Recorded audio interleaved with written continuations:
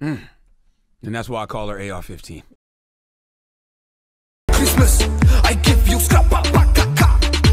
the very next day, you boom, boom, boom, boom.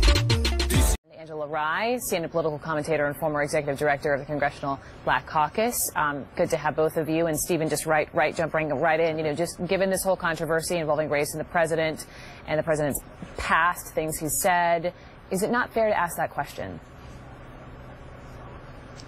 Well, look, I've been in meetings with Donald Trump many times in the last 2 years, and I've never once heard him say anything disparaging. And these were meetings, by the way, Brooke, where there was no Democrat or no, one who might leak something to the press, and I've never heard that kind of language. I think that the point that Sarah Huckabee was making is a good one, is that you look at his record and what he has done in terms of his business accomplishments, the fact that he's hired thousands of blacks. But Stephen, I just have to jump in, Hispanics. because you don't have to be in a meeting with this man to hear some of these comments he's made. I mean, the Pocahontas reference, his comments after Charlottesville, the Central Park Five.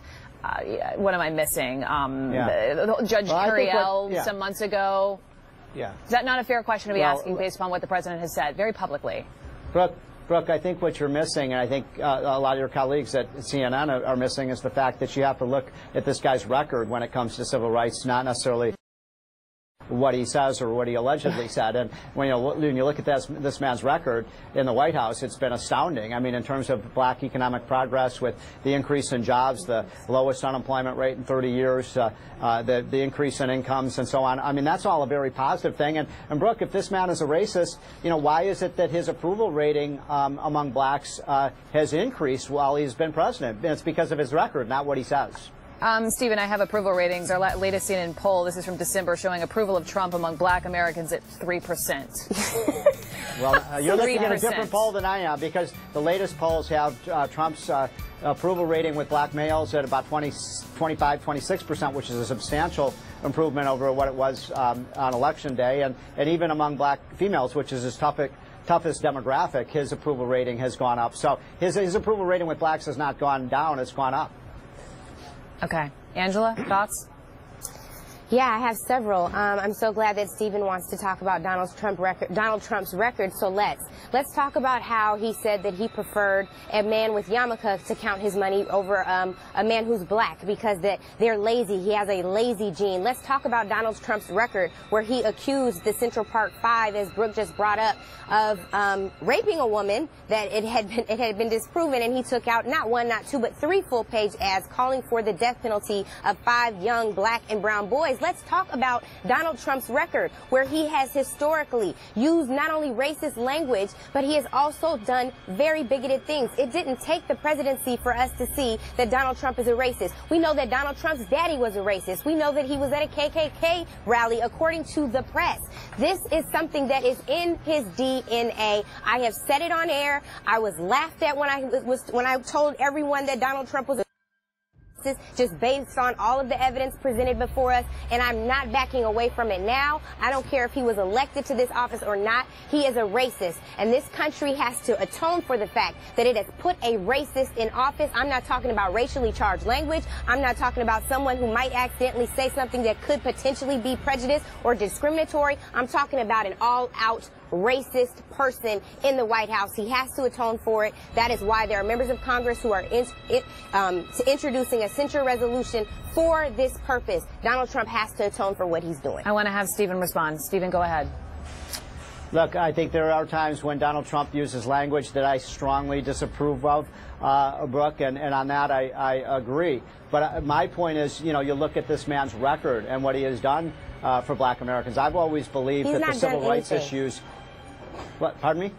He's not done a single thing for black America. You keep talking about civil rights. You tell me what civil rights issue Donald Trump has pushed. Let me show you how Donald Trump has made it harder for people to vote. Let me answer that. Please answer it. Let me answer that question. The rate of new job creation for black Americans is twice per month. What is a civil rights issue, Stephen? What's a civil rights issue? Hang on. Let him finish on the economics of it, because specifically, and that is correct. Let me come in behind you, because specifically it's been the lowest African American unemployment rate in decades. Right. It is something that Stephen brought up.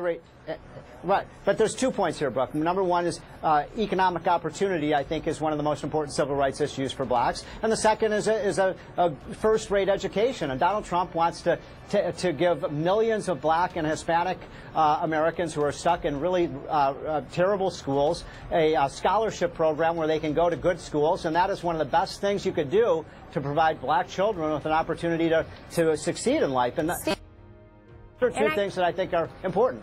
I hear you, but here's the difference between a civil rights accomplishment and a desire, right? I can absolutely agree with you that school conditions for black and brown kids all over this country is not where they should be. But, but Stephen, Donald Trump's desire to improve said conditions is not, in fact, an accomplishment. If you want to talk about Donald Trump's civil rights record, let's talk about how he talked about HBCUs are unconstitutional. If you want to talk about Donald Trump's record on civil rights, let's talk about how he's made it harder to vote, and he's called for voter ID and voter suppressive measures on Twitter. This is someone who is not standing up for voting rights, for civil rights, to make things fair and with parity in this country. You want to talk about civil rights, let's talk about what he tried to do with transgendered military folks. This is not someone who's a champion of civil rights. This is the day after Dr. King's Day, and I'm definitely not going to start lying on Donald Trump's behalf today because it makes him feel better. He's still a racist today. Well, look, Stephen? I mean, I talk to so many black Americans myself, and they say what they like about Donald Trump, those who approve of his policies, because they think that he is going to make America great again, that he will provide job opportunities and higher wages. I talk to people all the time. And when I'm on the street, I talk to people. And when I'm on the job, I talk to people. And you know, when I talk to African Americans and also talk to Hispanics, a lot of times they don't like his language, but they sure like what he's doing for the economy. And that's the reason I'll bet you that when he runs for re-election, he gets a higher rate of the black and Hispanic vote than he did in 2016, because he'll be running on his record, which has been very strong. Okay, you got it. I'm going to take you up on that bet, because here's the thing. The only thing that I hear black and brown folks and women talking about and Native American folks is one word, and that's impeach. I hope he doesn't make it to 2020. Impeach. Okay. Maybe he gets reelected, according to Stephen, and maybe not so much, according to Angela. We're going to leave it.